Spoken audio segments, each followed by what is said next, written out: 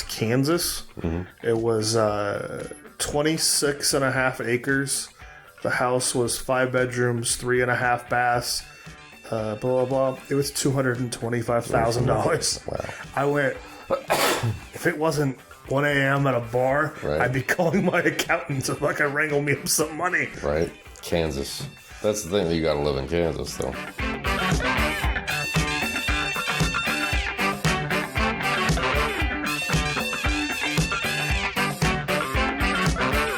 All right, everybody, welcome back to another episode of Cities of Blood Podcast. I'm Phil DeSaro. And I'm Alexis Sorevko. And today we're going to talk about a variety of murders and mishaps, as per usual.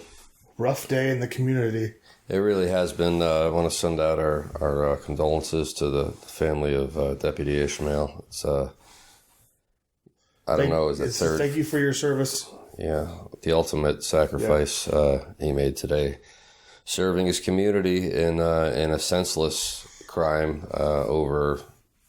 We're not really even really sure yet. It's and we're talking at this point. It's 8 o'clock, almost 8 o'clock Pacific Standard Time, and this happened sometime within about 14 hours ago. Was it? It was early morning, right? Wasn't it? I want to say it was about 3, 4 in the morning, something like that. It was still dark outside. I'm actually looking at the article. This article doesn't say. So the very, very early morning hours, It had to have happened because they had a press conference at 11 a.m. It was Deputy Ishmael along with another off-duty officer, and he was responding to a call about a theft at a marijuana grow. Was that what the call was? Yeah. Now, this is disturbing and a real stain upon the marijuana community. I'm sure nobody who's in that business is happy about this kind of thing. No. But, and it's awful that somebody has to die over something that's stupid, as weed. Yeah. I don't think anybody should ever be in jail for it, and I don't think anybody should ever die over it. It's a freaking plant. It grows from the ground. It's a weed. Right. So, excuse me. That's awful thing. And it's still under investigation. I know they've taken 2 people into custody. One you said is still in the hospital. One was wounded, so he was taken to the hospital. Is still in unknown condition, and they have not named the 2 suspects either. No. And the off-duty San Joaquin County Sheriff who was doing the ride-along, who also returned fire during the shootout. He was injured. He was also injured and had to have surgery. Also has not been named. But I thought he was released. He's had surgery and gone home. He's been released. We don't know if the perp is if he's in custody in jail right now, recovering. Well, they're saying one's in the hospital. In the hospital. One's in the hospital. One is apparently, they don't really ever say, but I'm sure they're in jail. So this is ridiculous. They get a phone call about a theft, and then they show up there and they're getting shot at. So, and this is hours later. I watched another report that just came out maybe an hour, 2 hours ago, and they were actually taking an animal into custody from the premises. That makes me think that you've arrested the people who live there and not necessarily some invaders. Mm-hmm. If you're taking their animals along with it. So this is like my co-host here has said, we don't know anything about this yet. It's just happened literally hours ago. Yeah, we were talking. Like I said, we're at that point where 14 or 15 hours ago this all happened. Yeah, and they've released as much information, I guess, as they can at this point, and I'm sure it'll unravel. And then in a few days to come, I'm sure we'll know a lot more by the time this is a Wednesday. I'm sure by Saturday the 26th, we'll probably know a lot more. Yeah. So, our condolences to the fallen officer's family and coworkers. Yeah, coworkers, friends. It's a tough thing. It's I was thinking on the way over here. I think. What is this about the 4th officer we lost this year, and basically within a 40-mile radius? Yeah, that's just within the valley, I guess. Well, the one officer who got killed on Christmas Day in kind of in the south off of I-5. Yeah. And not Livermore, but... Yeah, I think it was Livermore. Was it Livermore? Okay, yeah, him. And then we had two female rookies. Right. One in Officer Davis. Corona in Davis. And one here in North Sacramento. What was her name? Officer... I attended her vigil. I have the thing in there, but... O'Sullivan? Yeah, it was O'Sullivan. And then I guess it was in September of last year when we lost the officer in Rancho Cordova. So, still just over a year ago. He was the one that was killed right out in front of Pep Boys. Yeah, it's a dangerous, thankless job. And I'm really surprised why anybody wants it, to be honest with you. I mean, half of the community hates police officers. And, the benefits are good and the pay is good, when they're not laying off cops. Yeah. And they're not getting shot at. And they're not getting shot at. They're not having cell phones thrown in their faces for pulling somebody over. Absolutely. I think it was, whose podcast was it? It was Joe Rogan, and I can't remember who he had on. And they were talking about how awful it must be to be a police officer when everyone hates you. Oh, yeah. If you were a cop in the 70s, it was like being God. Mm-hmm. I couldn't think of a better time probably to be a cop would be the 70s or the 80s, even the 90s. The age of cell phone has done great things as far as bringing out the bad cops. Oh, yeah. Unfortunately, those bad cops have tarnished the shield for everybody, for everyone, and it is unfortunate. I've got relatives. My brother's a cop. That's what you're getting, right? Yeah. So. And I have friends who are police officers, and they are very much not nervous because they're not bad people, but it makes them weary about even doing anything. Oh yeah, it's a tough lifestyle. I'm glad I never became one. I actually did try out for Virginia Beach Police Department and here in Sacramento when I first got out. And the Virginia Beach one, I think I failed the psych eval. And then when I came out here, I actually did get the call back.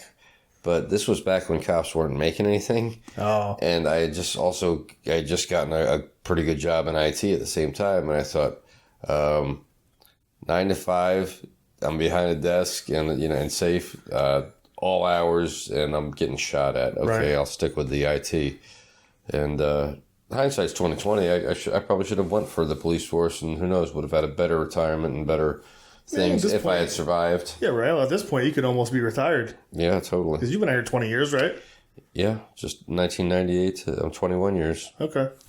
I wish I had stayed in the Marine Corps for a full 20. I would have been able to retire back in, 2013, I think. I have a buddy that just hit 25 years in the Marines. Wow. And I asked him, I said, what are you going to do? He goes, not a fucking thing. He thinks. He's... It's hard to survive on just a military thing. Even Elza's father, he did 20 plus years in the Air Force and then worked another 20 years for the government as a cartographer making maps. Oh, okay. And got a retirement from there too. So he had a double retirement, and both of them were, one was military and one was federal government. He was fortunate enough to be able to do that because he retired at like 40. Right. Or then he retired again at 60. Yeah. And he had a good life like that. But most guys who enlisted anyway, who retire after 20 or even 30. He's been really smart with in the age of it's been 25 years, but he when online schools became a thing, he went to school and got a degree. He's actually a doctor. Then he probably not like a medical doctor. Then he will definitely find himself doing something else, whether he realizes it or not. You just get bored. But no, he I know what he's gonna do. I can't really say, but he's gonna be living that island life. I'm just gonna put it that way. Nice. Yeah. Actually, kind of near where you talked about last episode. Oh, really? Yeah. Hey, if you can pull it off, more power to you. Yeah, he's living the dream. Plus, no kids, no life. Perfect. He's got all his money saved. He's lived on military bases for the last about 18 years and not had to pay rent. That's great. It's hindsight's 20/20.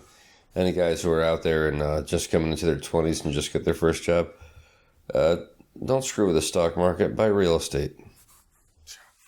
It's buy real estate in Texas. It's just buy your first condo, and live in it, and then pay that off as quick as you can, and then buy another. Don't mess with the stock market if you can help it. I mean, if you want to take that risk, but for me, the stock market's like gambling. Mm-hmm. And it's like you only get to win every once in a while. No, and granted, we have seen the housing market take a dip in 2008, but that was the first time I had seen it in my entire life go down. 32 was the last time, I believe. It was like that bad. The Great Depression kind of thing. So that's a pretty good run from the Great Depression to the Great Recession. Right. Good 80-year run. Yeah. So, let's see. We just talked about Officer Ishmael. Yeah. There's also been, there was something else locally that was happening here. There was a camp counselor that is being accused of being a kid toucher up in also El Dorado County. Yeah. So that's a story that kind of also broke today. This is unfortunate. Is this another school teacher or a coach? They called him a camp counselor. Camp counselor. So, my God.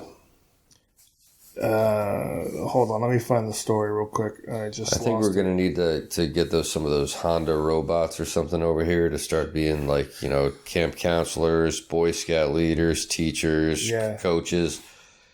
Because obviously adults can't be trusted around kids. So this is actually in Truckee. So this is actually up 80 towards Reno, where this guy, his name is Joshua Solt. He's 29. He's in the Nevada County Jail on lewd and lascivious acts with children. He's being held for $105,000 bond. He actually was arrested on Tuesday, so he was arrested yesterday. So what's he got to come up with? Basically, the deputies were contacted about at the Gateway Mountain Center, where 6 girls between 12 and 14 said Solt inappropriately touched them.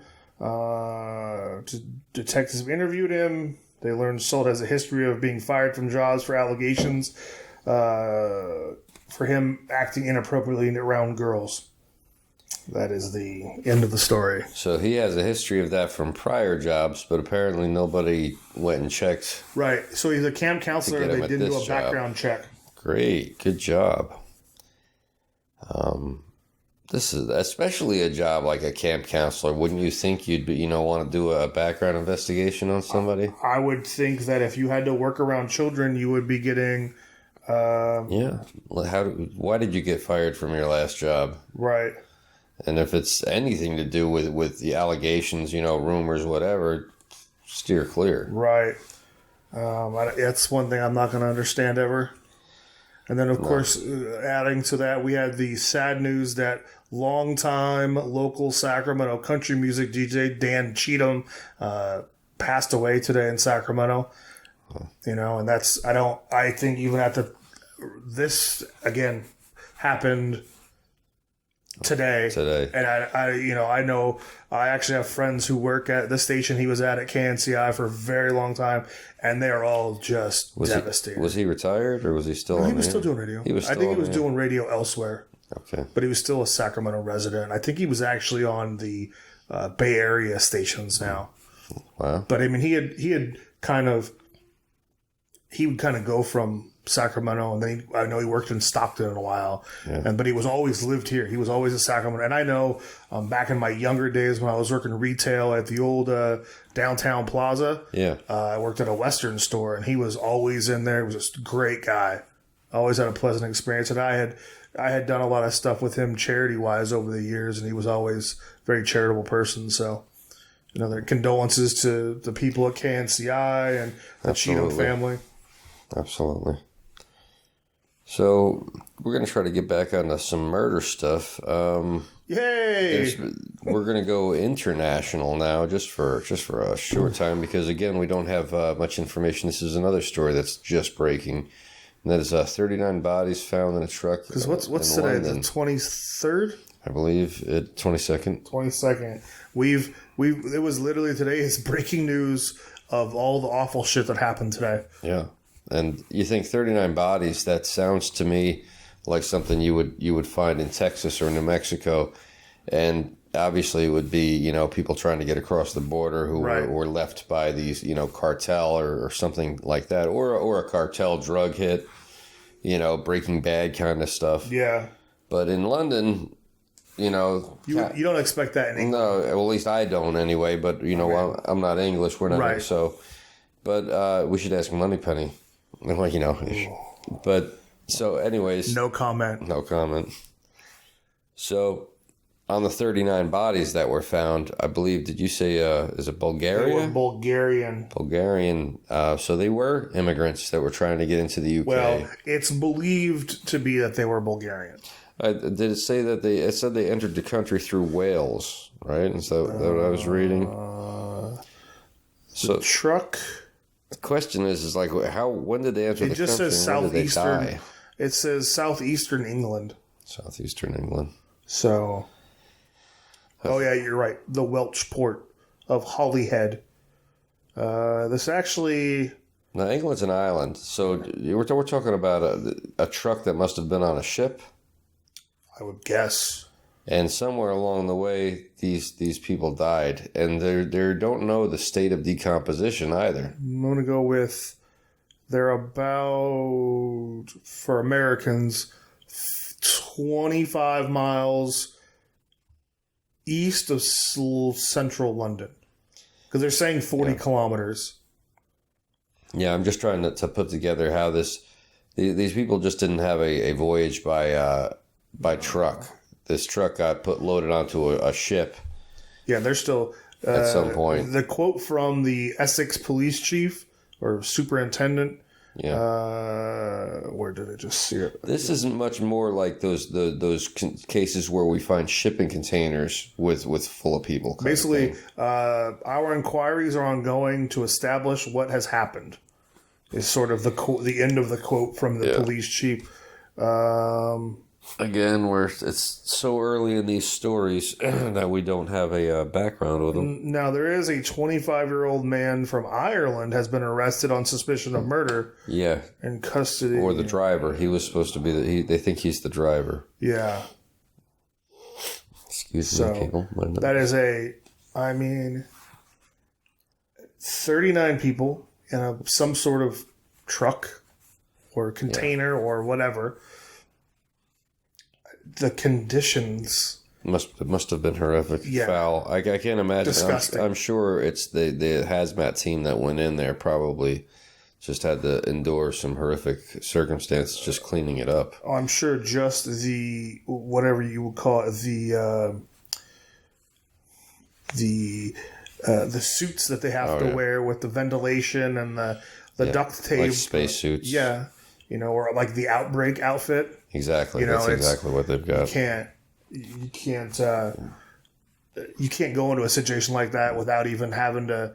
I would imagine if someone opened a door container, just the smell alone could put them into some sort of hazard type situation.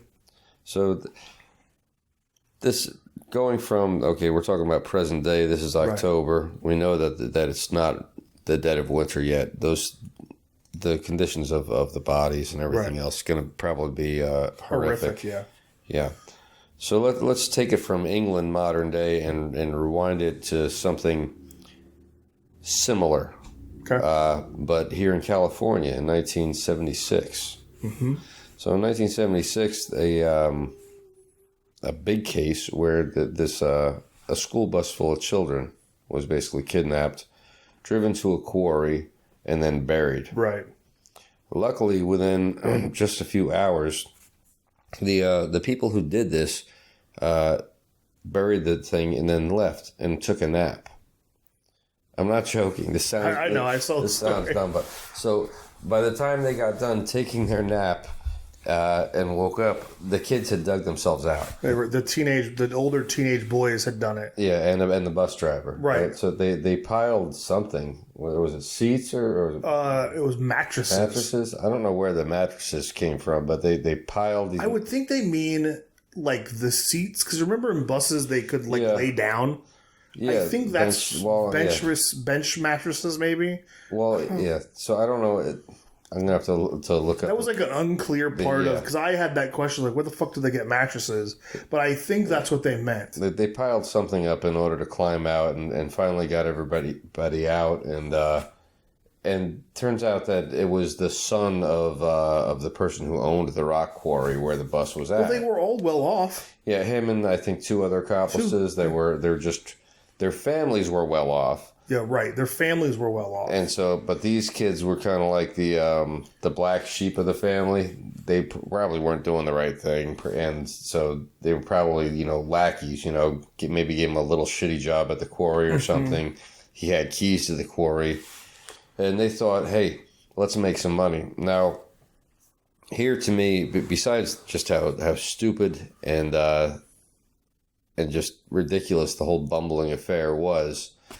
And scary. I mean, to think a bus full of kids, how much more horrific can you get? Right. They basically copied the 1971 smash hit movie Dirty Harry. I wouldn't say basically. I want to say they copied it. They copied it. They got their idea from a movie that had been released 5 years prior. Yeah. 1971. Yeah. So, they weren't even original crooks.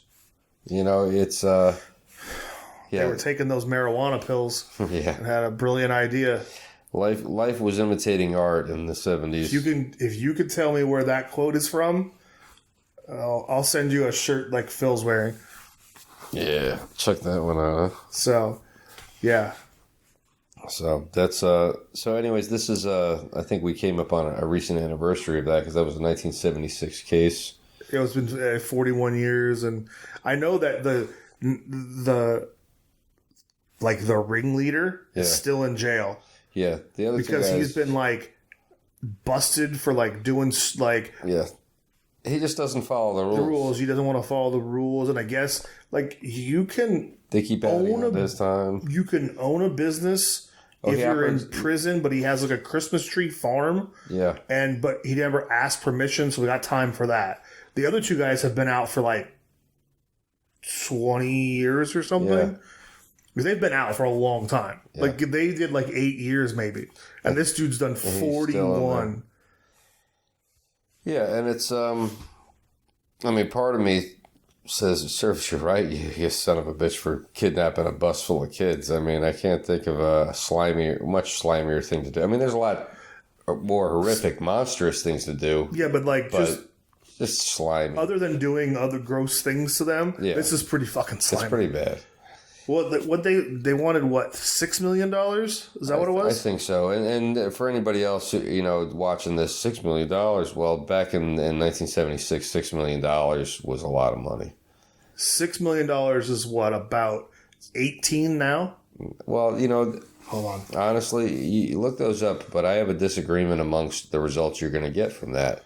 Because they always do this shit. Try looking up what's $30,000 in 1958. Where was it? I have this somewhere. And the fact is none of that shit, the way they calculate it out does not make sense to me. If you want a real calculation of what that is worth, look at the buying power of that amount of money in 1958 when it comes to homes. Because homes throughout the country, they're not the same, but there's kind of an average. And if you look at the average median house price in the 50s and then versus everything else, what was it? They asked for, basically in today's money, $27,074,762.74. Yeah, and I think that's light, because I think if you go back to 1976, the amount of home or real estate you could buy with, and I think you wrote this up in season 1. Yeah, what was gas in 1976? Yeah, right. I mean, in 76, was that the crisis? Was that the gas crisis though? It might have been post gas crisis. We're going to do a Google search real quick. That might have been right after the gas crisis. What did gas cost in the United States in 1976?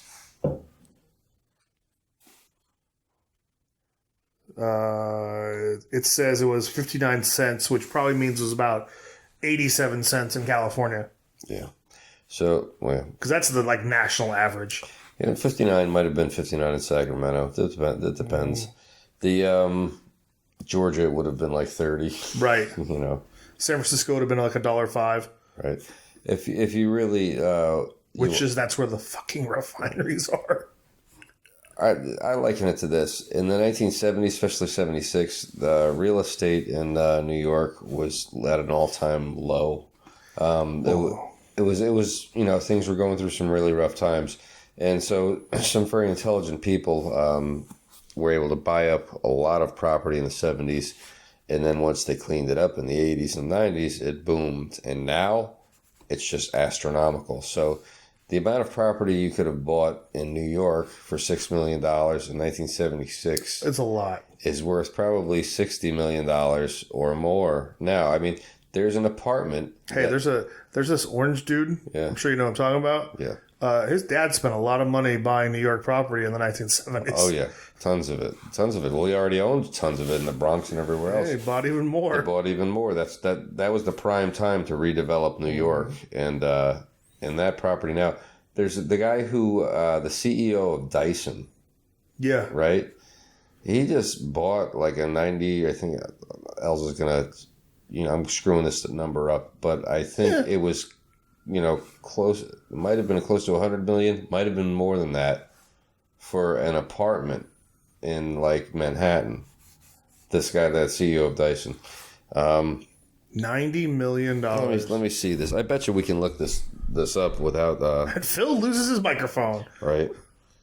We're going to put a weight on that damn thing, Phil. I know. I should... I'm afraid to put my drink on it because... It'll probably just tip over. Exactly. I bet you we can find out this on Google. CEO of Dyson buys apartment in Manhattan. According to New York Post, British billionaire James Dyson just closed on a 9,138 square foot penthouse at 520 Park Avenue. The vacuum mogul paid $73.8 million for it. Now, I guarantee you could have bought that penthouse and more, maybe the whole building, back in 76 for $6 million. So you tell me what that money's really worth. Yeah. Well, I think, too, is like... it also depends on where in the country you are, because I know I had a conversation with a young lady the other day over dinner where we were talking about buying properties not in the state of California. Yeah. And she showed me this one that said it was, I want to say it was Kansas. Mm-hmm. It was 26 and a half acres. The house was 5 bedrooms, 3.5 baths, blah, blah, blah. It was $225,000. Wow. I went, if it wasn't 1 a.m. at a bar, right, I'd be calling my accountant so I could wrangle me up some money. Right. Kansas. That's the thing, that you got to live in Kansas, though. Maybe it was Kansas, Missouri. Yeah. It was somewhere over there. That's the problem is, once you've lived in California, that a lot of people who are born and raised here, you may or may not appreciate, the state they're living in. But for me, here comes... Phil got the text. Phil hasn't learned in 2 seasons to put his phone on silent. But for me... California, it's all the alarms are going off. Excuse me. For me, California is like living in paradise, weather-wise. Well, I mean, you can't, especially where we live. Like outside of not Los Angeles, Hollywood, San Diego, that type stuff, where it's astronomical to live financially. Where we live, it's still not as expensive, but it's getting there. Yeah. But we have. Somebody was telling me today, like, oh, man, it's going to start raining soon. And I was like, yeah, like fucking February. Yeah, exactly. We don't get it. Here's what happens. It rains on Halloween. It either rains on Thanksgiving or it rains on Christmas, but it doesn't do both. Yeah. And then it'll rain one time in January and everyone will freak out. So, anyways, anybody else in the rest of the country is probably sick of us talking about how wonderful our weather is. But, it was like 75 today. But it is. I had a friend call me from back east the other night. Shout out to Bridge. She's like, why are you staying in there? You got family back here in Jersey and all that. I'm like, it's the weather. Yeah. I can't live in 8 or 9 months of gray skies like my family does back east. Or Florida, where it's so humid that you have to run your air conditioner 24 hours a day, 365 days a year. Here, I don't turn my air hasn't been on in a month or more. Yeah. Because it's just not that, even though it was 80 degrees out today. You can open your window up and be cool. Yeah, well, I didn't even have to. I've got shade trees out here. Yeah. It was, it was very nice. Johnny Cash's ass, everyone. Yep. Let me get this microphone off of him. So, anyways, we were just talking about this crazy guy who copied a Dirty Harry movie and kidnapped a bunch of kids in the 70s. And speaking of the 70s, people have been talking a lot about Dorothy Stratten lately. Ooh. Now, I know it's 1980 technically, but yeah, I always like to say when it comes to like the end of a decade, normally the first year or two into the new decade is still very reflective of the old decade. And I think it still was. Yeah. And so you have arguably the best time to be alive in the history of the world if you are a white male. Yeah. In the 1970s, oh my God, it's just, the music was great. Drugs weren't really that big of a deal. Yeah. People were getting out, the protesting stuff from the 60s had kind of died down. People were just wanting to have fun and dance and so this party. Yeah, party. And it was a big party going on, a good time. And here's this woman, a very young woman at the time, fresh out of high school, working at a Dairy Queen. And she's suddenly thrust into this world, of glamour and money, drugs, fame, all of it all at once, and only because she was discovered by a pimp. The guy was literally a pimp. Now, I've heard him called that before, but apparently he was. He wore a diamond encrusted Star of David. Yeah. He was he called I forget the name it was, but he was a Jewish pimp. Yeah. And he promoter and pimp. Yeah. Kind of thing. And he was not really liked by anyone. No. But he was liked by Dorothy. He came in, he saw her, and he gave her a lot of compliments, told her how beautiful she was, bought her nice things. He bought her a prom gown and went to a prom with her. He was like 27. Was he 27? I thought he was like 23. Either way, he was really old. And I remember seeing the movie.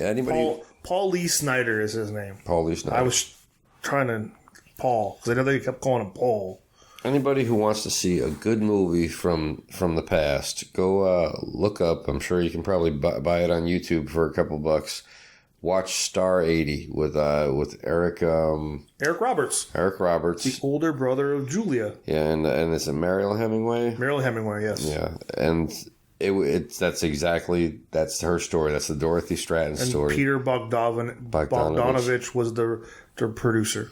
Well, yeah, and which is funny because in real life, Peter Bogdanovich was the one who Dorothy Stratten left that guy Paul for. Mm-hmm.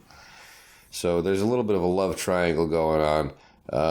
Honestly, all these guys were. You know what was chilling about that was the people who all worked internally. If you guys don't know that she was a Playboy Playmate of the Year, 1980. I think she's still considered to be the greatest Playmate ever, right? I don't know.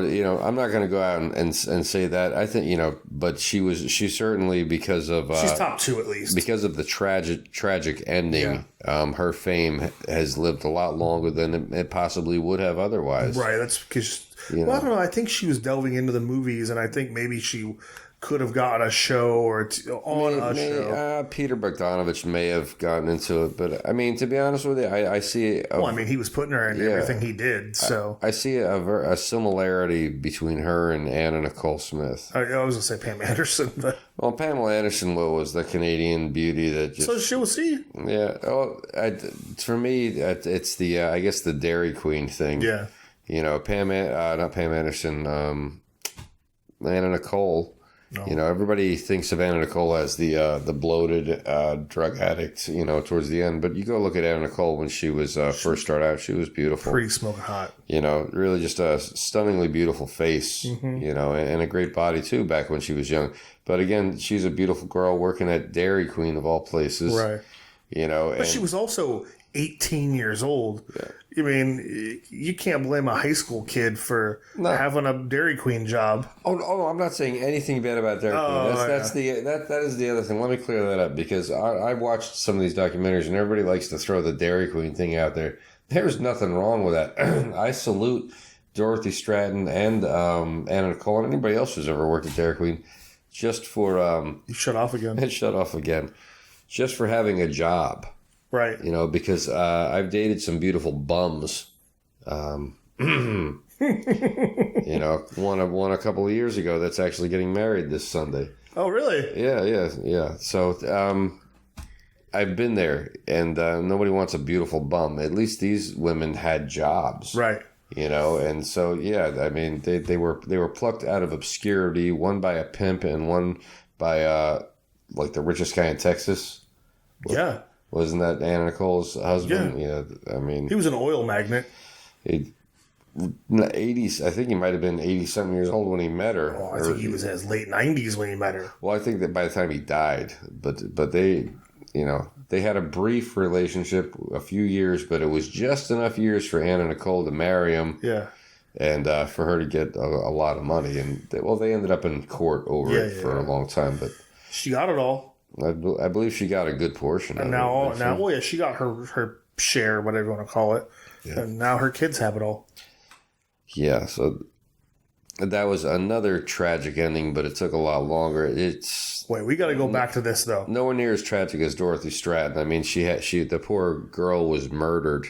It was a murder-suicide, much like the Phil Hartman. Mm-hmm.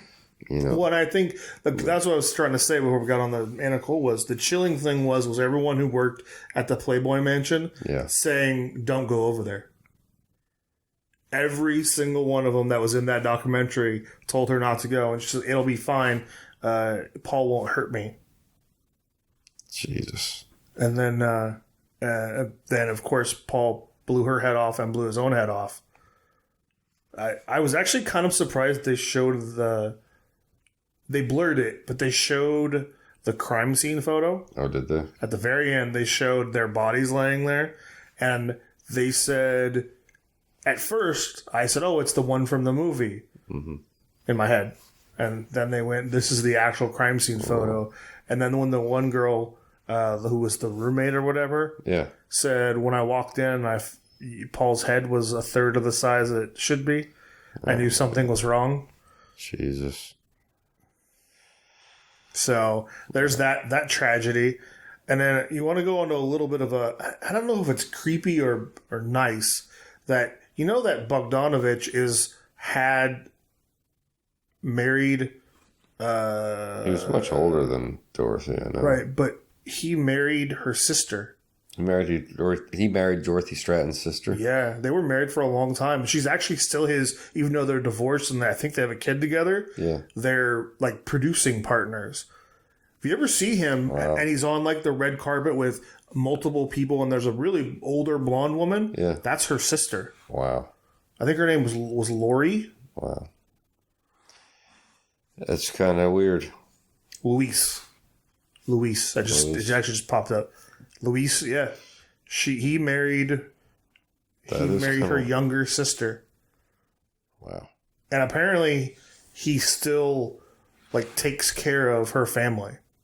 Like pays I don't know if her parents are alive or not, but he like has taken care of the family still. Yeah, well, she never knew her father, and then her mother was the only one around. But they said that at the very end, the documentary. Yeah, that he married her, and they were married a good chunk of time, and then they got divorced, but they're still producing partners. Strange. Strange. I thought Bogdanovich was too old for Dorothy, but I guess. Yeah. Well, I mean. And then, did you notice our old pal Max Baer was in the documentary? Yeah. Which I had to say, I thought he was dead. He might. No, is he? No, it's new. I don't think he is. No, he's alive. I looked it up. Yeah, Max Baer, whose father, Well, Max father was Max Baer. Max Baer Jr. Yeah, Max Baer Jr. is the one I'm talking about. Whose father was the heavyweight champion of the world, the first Jewish heavyweight champion of the world. Boxed a lot in Sacramento. Yeah, he's from, he retired here in Sacramento and died here in Sacramento, I think. He, in Land Park, I believe he lived. But his brother, Buddy, lived here in North Sacramento. Okay. And they actually boxed together. His buddy was a real tall guy. He was like a 6'5" or something like that, which is why Max didn't have a problem when he beat Primo Carnera for the title. Okay. Because Primo was the Italian Alps. He was like 6'7", so he was 6'6". Big dude. I think he was the tallest heavyweight in the history of boxing. Probably before the Russians. Yeah. Oh, yeah. Before them. Because those guys are gigantic. Are they over 6'5"? Oh, I think so. I think they're like 6'9". Really? Oh, yeah. They're huge. Which Russians are you talking about? Klitschko, the brothers? Yeah. I'm pretty sure they're huge. I didn't know they were that tall. Yeah, I'm pretty sure they are. I'm probably completely wrong, and some boxing fans are going to yell at me, but I think they're that big. I thought they were around 6'3", 6'2", 6'3". I know I saw them once, and they seemed like they were way bigger than that.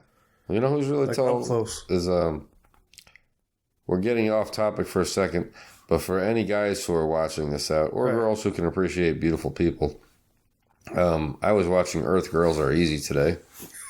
Because I just like terrible old movies. Did you not want to watch Dude, Where's My Car? Right.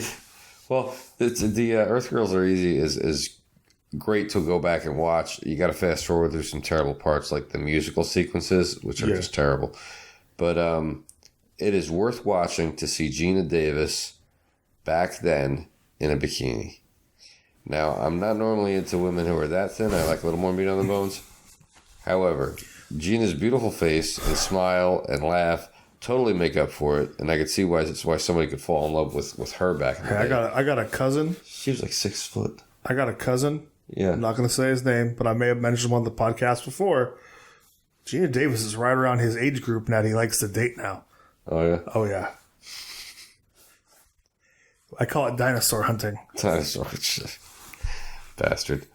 She was on Beetlejuice. She's 6 foot. She's 45 years too old for you now. Oh.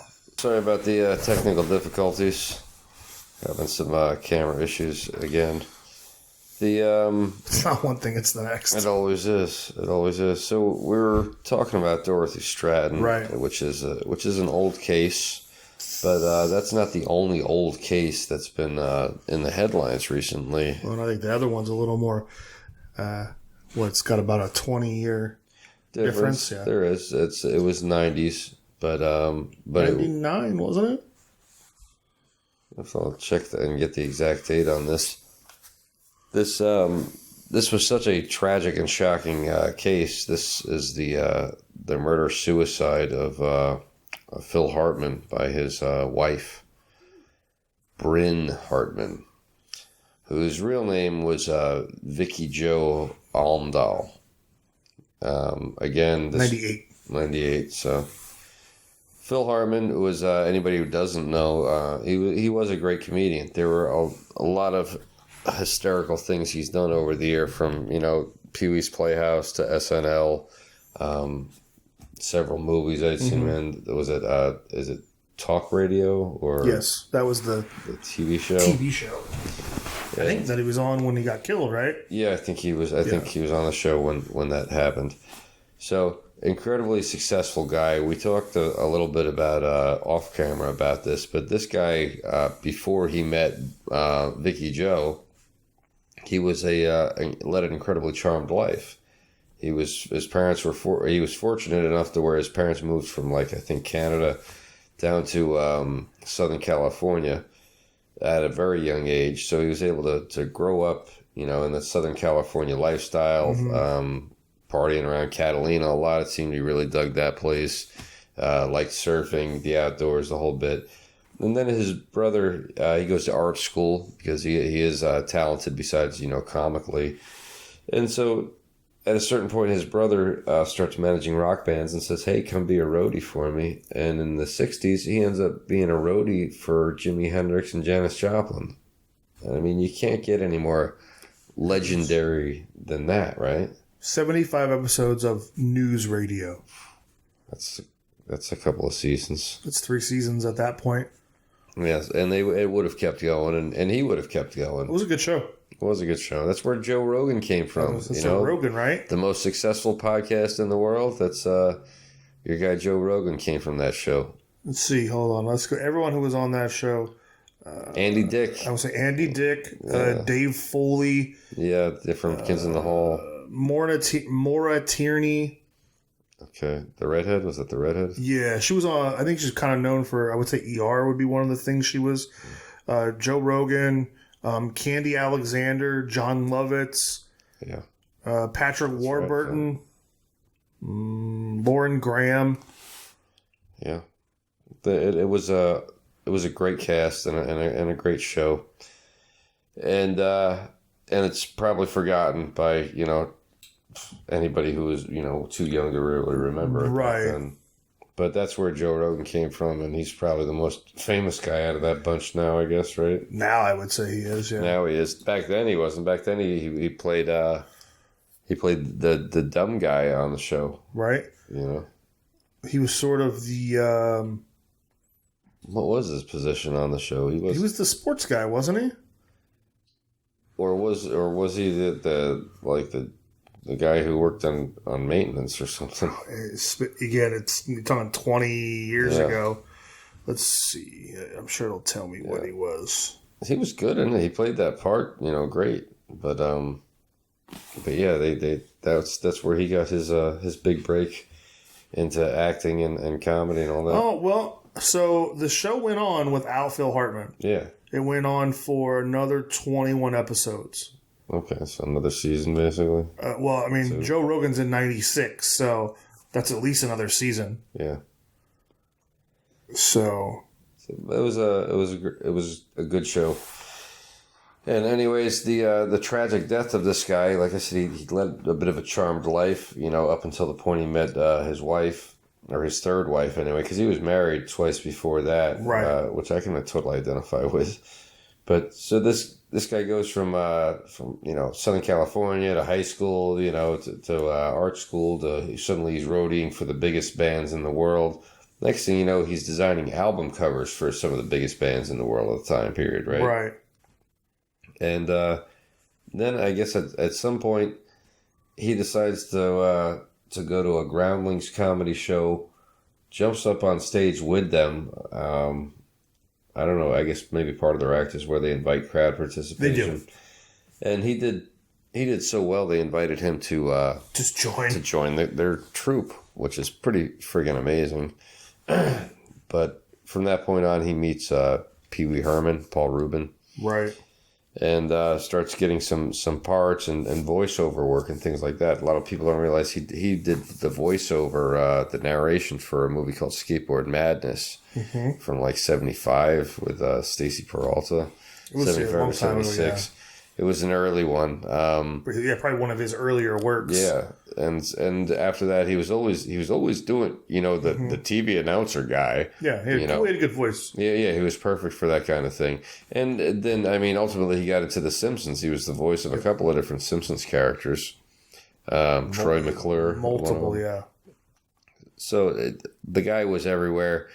And I had a lot of fun watching him growing up, not only with SNL but with Pee Wee's Playhouse, because I had little brothers. And I also feel like too he's one of those guys that he was probably on the greatest cast of Saturday Night Live. Yeah, with Chris Farley, and Sandler. Yeah, exactly. That whole it was an amazing time period. So and he was considered the glue that kept that cast together. Yeah. So he was a major player and very important and very funny.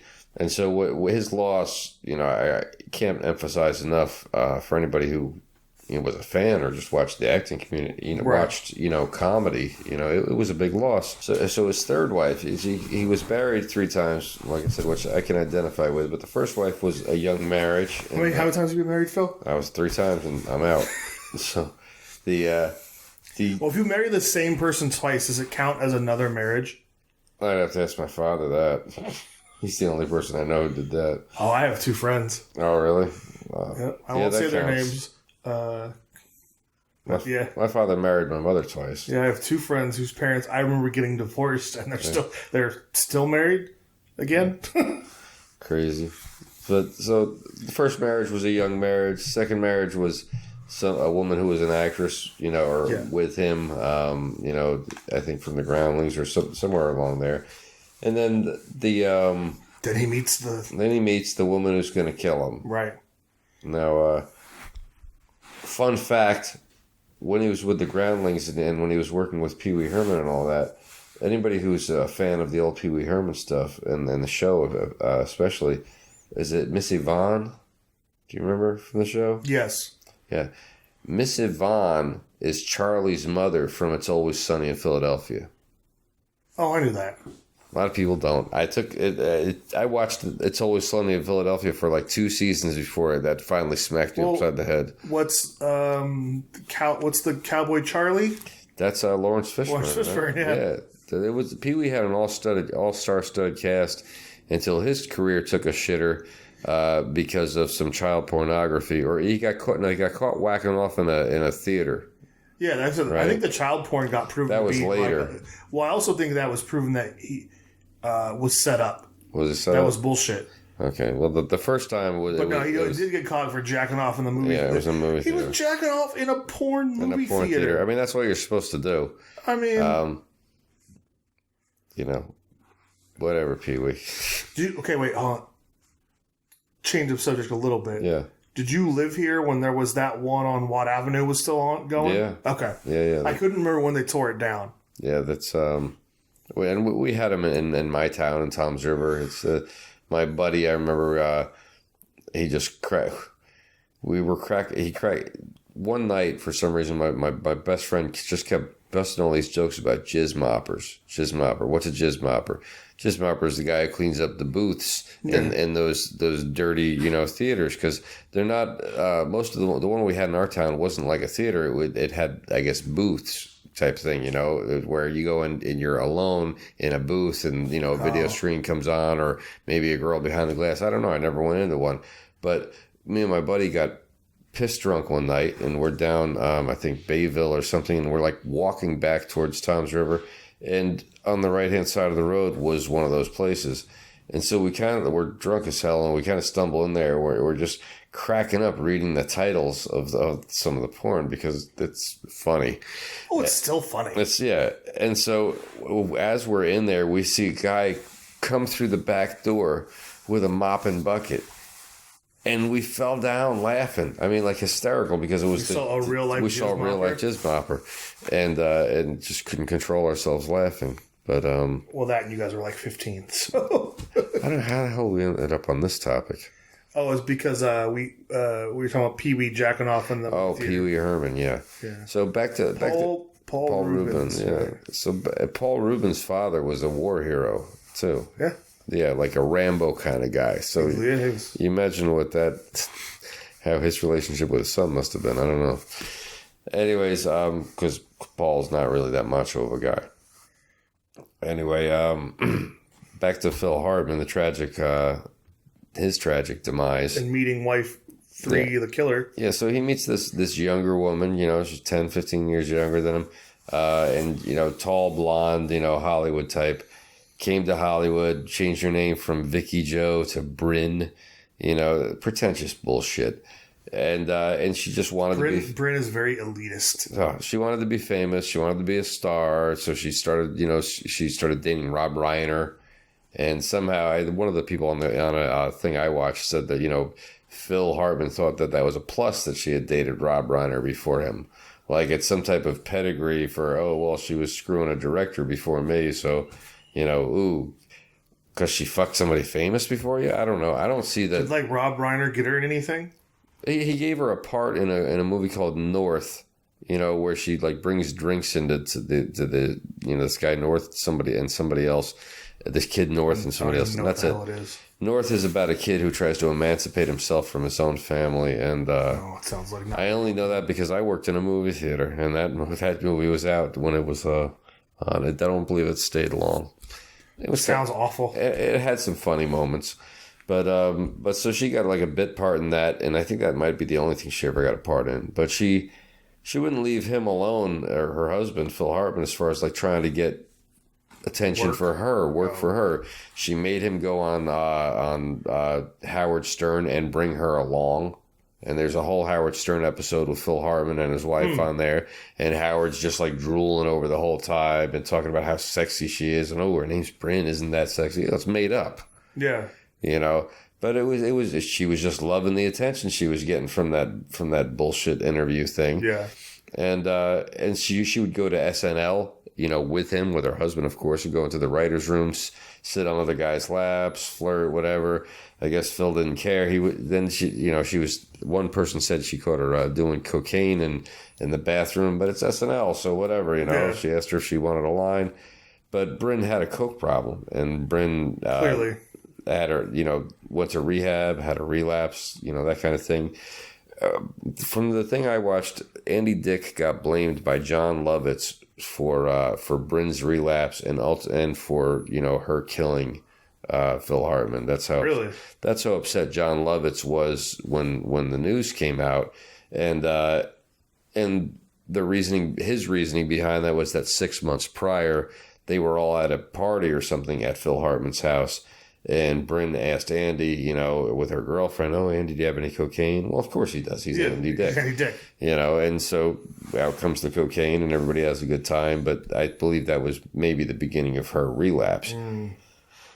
But it's not like it's Andy Dick's fault. I don't think he knew. And she was a goddamn grown adult. Exactly. So anyways, by the way, John Lovitz is a complete ass. From this point in time, I think Phil Hartman started to pull away from her. He was apparently spending a lot of time on his boat with his buddy instead of at home, and he even I think brought her on the boat once and made her sick on the boat so that she wouldn't go back on the boat with him again. He was clearly establishing his space from her. Right. And prior to all this, he was really trying to give her parts in his projects to help her career along. But I think he had stopped doing that once he got into talk radio. Right. And that show was going along. He didn't want to work with her. He just wanted to, I don't even know if he wanted her to be his wife anymore at that point in time. Now, see, I didn't watch the documentary. Yeah. And I was, when he died, I guess I would have been... High school? No. I was 21. Okay. So just barely. But I thought he was gonna file for divorce, from what I vaguely remember. I believe that was probably her motivation, but she was also on an antidepressant called Zoloft, which her brother was able to sue the manufacturer of Zoloft successfully for like $100,000. But I have heard of other cases where people have gone nuts on that drug and either killed themselves or harmed other people. Here's the real frightening part about this case, or frightening, I guess is the right word for it. Is that she killed Phil Hartman, she shot him in the head, and then she went to his friend's house and said, "I think I just killed Phil." He goes then returns to the house with her and goes into, follows her into the master bedroom and sees Phil Hartman laying there dead with a bullet hole in his head. And she's like, I knew I killed him. And he leaves the bedroom to pick up the phone to call 911. And she shuts the bedroom door, locks herself in, and kills herself. No, they had a small standoff, though, right? There was a standoff. The police came, and it was kind of a standoff, but I think she was already dead before they got there. And so they were standing off with nothing. I thought that her killing herself was caught on audio. It was caught on audio from when the guy was making the phone call to the police. The police hadn't arrived there yet. Okay. And so by the time, that did happen though, right? Yeah, I believe so. And then but by the time the police got there, I believe she was dead, and so they were having a standoff with somebody who was already gone. Right. But it's kind of like the same thing that happened with going back earlier to Officer Corona. Yeah. With that guy, he had already killed himself by the time they had the standoff in Davis. Yeah. So that's that's the female officer? Yeah, that's the female, the one that was killed right at the beginning of the year. Didn't the guy walk up right behind her and just shoot her? Ambushed her. Jesus. Terrible situations. But so Bryn Hartman, Vicki Jo Almdahl. For me, not a really good person, not a really good mother, definitely a terrible wife. And that's the thing. If you kill your spouse, you're not a good spouse. Yeah, right. I mean, well, they did this documentary on 2020 or whichever one I just watched, and they spent the first half of the documentary tearing her down. Yeah. And then, like the last 3 minutes of it, if you watch those videos, she was such a good mother. She was someone that, if she were a good mother, would she have really made both of her kids orphans? No. If she were a good mother, would she be, wouldn't she be focusing in on the kids instead of, can you bring me on Howard Stern? Can you give me a career path? Can we do this other shit? No. I mean, her kids were young. They weren't like, teenage years and, I guess I can rekindle my career now or something. Or even school age. Her kids were not school age yet. Yeah. At that time, enjoy the money that your husband's making. And he was making good money. Great money at that time period. Ferrari in the garage, Brentwood, mansion. Things are going well. Right. But they're not good enough for her. And, so I swear that whole end of that documentary was about what such a good person she was. And this was, it was the Zoloft that did it. It was this other stuff that did it. I'm not going to say that Zoloft didn't push her to the point where she actually snapped and did these things, or the cocaine or a combination or any of those things. Obviously, it takes more than one thing for somebody to come to that. However, prior to all that, prior to the day that she killed him, I don't think she was a good person. No. I think she was out for money and fame, and she hitched herself to a star. Yeah, well, I mean, the second, the one of two, or God knows how many more she dated before him. But, she... Well, I think at that time, he was probably the biggest name in comedy. One of... I mean, discounting, like, saying Robin Williams, because at that point, that's when Robin Williams was trying to be a serious actor. Let's just say he was A-list, folks. Yeah, no, he was definitely an A. He was A-list and making tons of money, because... Like somebody once said, it's movies make you famous, but television can make you rich. Well, television was making Phil Hartman a rich man, and things were going well. She had every reason that even if she divorced him, she would have ended up with a crap ton of money. Well, yeah, you gotta, probably full custody of the kids because he's a working guy. And I know a little bit about television shows. So he got killed. They did 97 episodes because I looked it up. Yeah. And he was in 75, which means he was killed halfway through season 4.